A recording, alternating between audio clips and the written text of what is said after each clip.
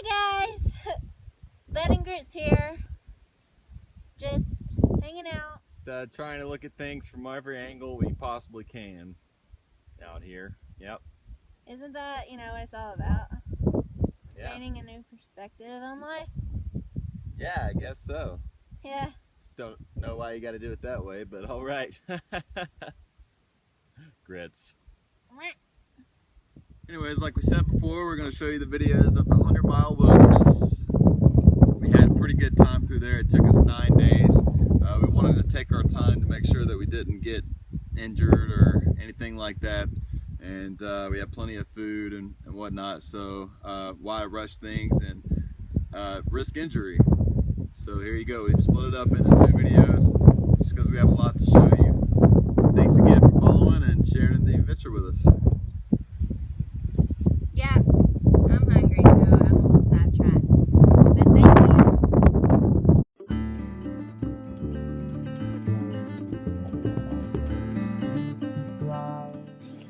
When you first enter the 100-mile wilderness, there's a sign there that basically says, if you don't know what you're doing, you better turn around because you're going to die. But we figured if this ant could carry this piece of coconut that's probably 5 times its body weight across this rock, then we could at least carry these little backpacks across the 100-mile wilderness. So we strapped on our shoes, in double knots that is. Grits put on our bacon gaiters, and we headed out. And the snake was like, "Oh no, you not coming into the wilderness." And we were like, "Haha, yeah, right." Well, hang on, guys. Grits didn't mean to hit the snake like that. He's okay. This isn't like a Cecil the Lion matter. God rest his soul. And the snake is okay, we promise. Grits is really sorry, right, Grits? Right. Sorry, Snake. So Sorry. don't blow us up on Twitter with death threats. Thanks. And so here's Katahdin. We're walking away from Katahdin, so we have several views of it. This is from Rainbow Ledges, which is beautiful. This family of Christmas trees lives there. And then I got thirsty. She got really thirsty. We're always thirsty. Then we came to Rainbow Lake, where there's lots of mosquitoes and not a lot of rainbows. But there's also a lot of loons, which I like a lot, right, Grits? Yes. She probably gets tired of hearing me talk about loons. They're so cool. In fact, there's a couple of them right there floating along in the water. They make the coolest sound. Just look them up.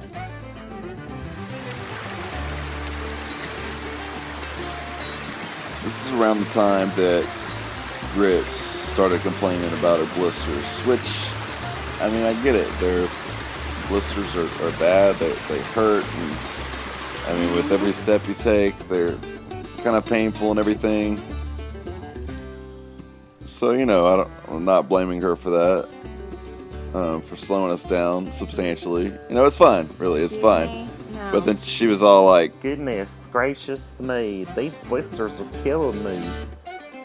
I wouldn't imagine giving birth to big-headed triplets to be any more painful than this. which I thought was a little dramatic. I did not say that, I'm pretty guys. sure he said Did that. not Said say something it. like that. No. So how did you help me with my feet, aside from telling me to hurry up, bud? Well, I helped you a lot, actually. For example, I rubbed your feet for like 20 minutes in that stream, remember? Aw, yeah. Yeah. And then you thought you were so cool. Well, I was, And obviously. then you thought you were cooler. I mean, look at me. Hey, squirrel.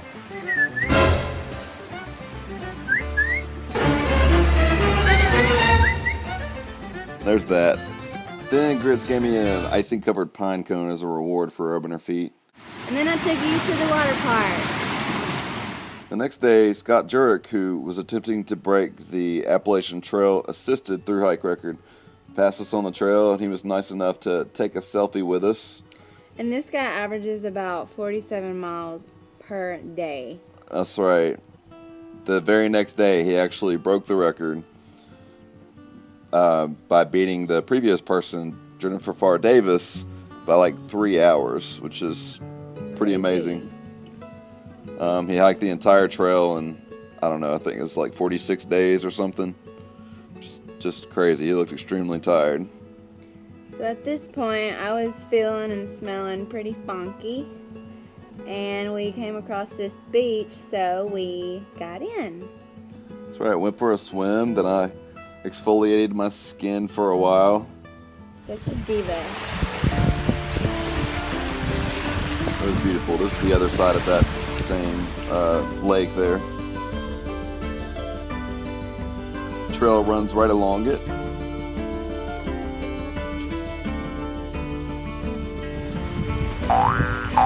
We're just giddy to be there, obviously. Stopped and cut down a Christmas tree a little early.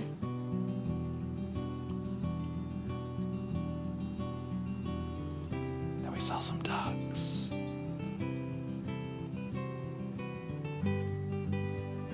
They were magical ducks. They were mysterious ducks. And then Grits got mad at me and walked off on her own into the wilderness. Whatever. And I made up a fake statistic about how 1 out of every 150 women who wander into the Maine wilderness I didn't know you made that up. I thought that was for real. by themselves either are never found or Did you lie? don't come back alive. Well, I didn't lie. I mean, You I'm just sure weren't that's. telling the truth. I'm sure it's like somewhat accurate. It's got to be close to that. And then I made this video to try out for the circus. I want to be a balance beam artist one day. I think got a pretty good chance. The mud is really deep. There's all these bogs and swamps and marshes. So you have to have these planks to walk across them all the time, or else you'd be walking in knee-deep or higher mud all the time, which wouldn't be very fun.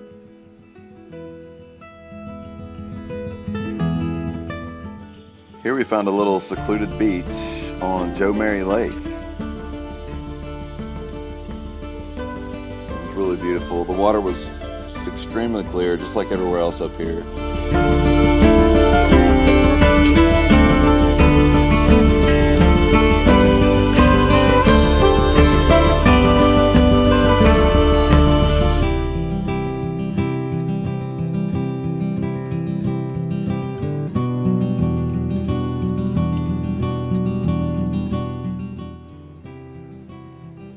At nighttime, we could see more stars than I've ever seen in my life.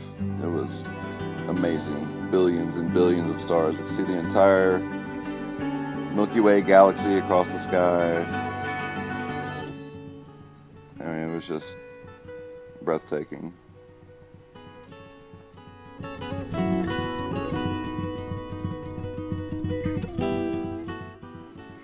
My feet hurt too, Grits. Beaver built that. Good job, Beavers. In case you aren't yet convinced of how cool I am, well, here you go.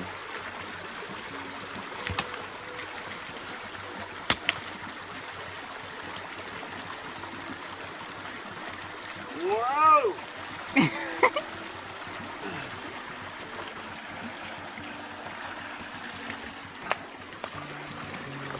That means I'm strong.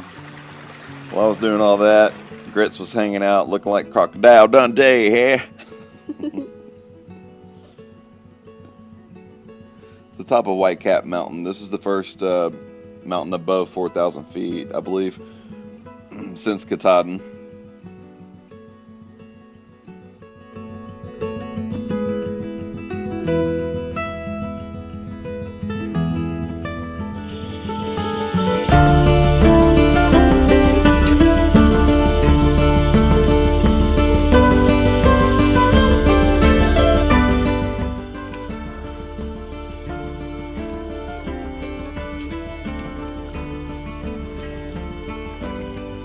After we crossed the river, we had the privilege of setting our tent up by all these hazelnuts. There were just hazelnuts everywhere. Well, really, it's moose poop. And we didn't have a choice right here, so, you know, do what you got to do.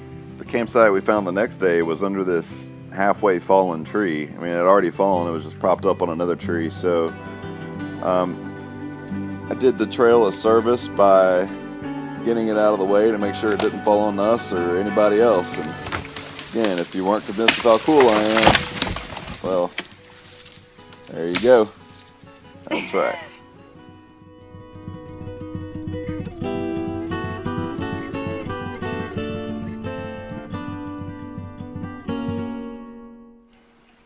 So that's probably about half of the 100-mile wilderness. This is trail mile 15 through about 65, and we'll have the rest for you shortly.